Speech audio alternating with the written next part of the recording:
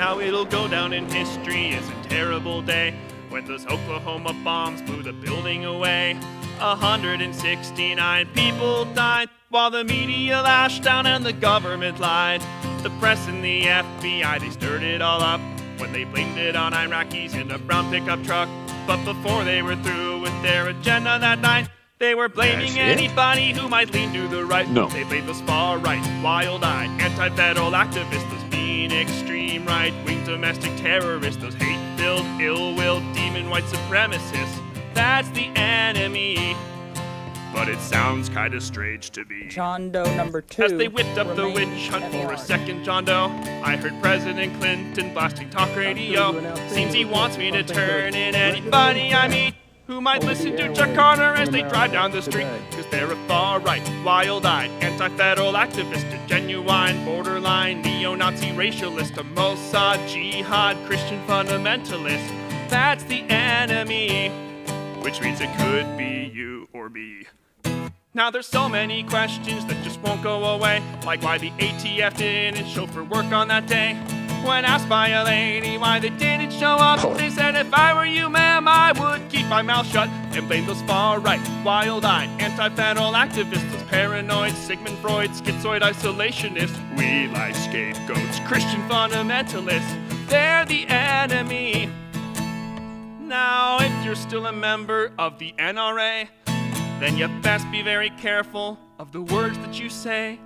You still can call your M14 a hunting gun, but don't ever call a federal cop a jackbooted thug. You'll be a far-right, wild-eyed, anti-federal activist, a brainwashed, camouflaged, crazy Christian patriot, a homophobe, xenophobe, rabid anti-Semitist, a mean, extreme, right-wing domestic terrorist, hate-filled, ill-willed, demon white supremacist, a Mossad, jihad, Christian fundamentalist, a genuine, borderline, neo-Nazi racialist, a paranoid, Sigmund Freud, schizoid isolationist.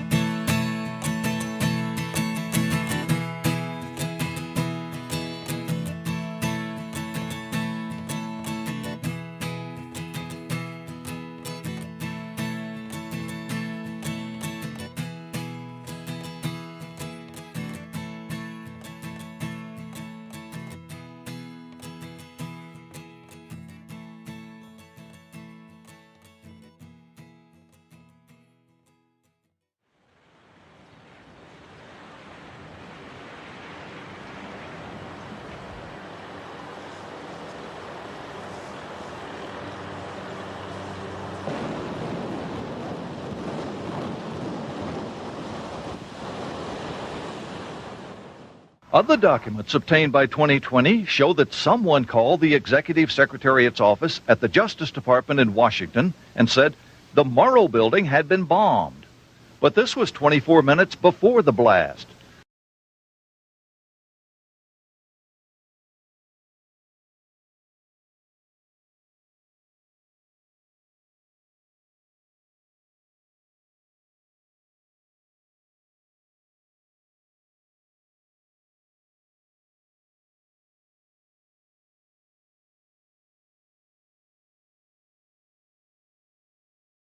He goes, I'm a very smart man. I said, you are? And he goes, yes.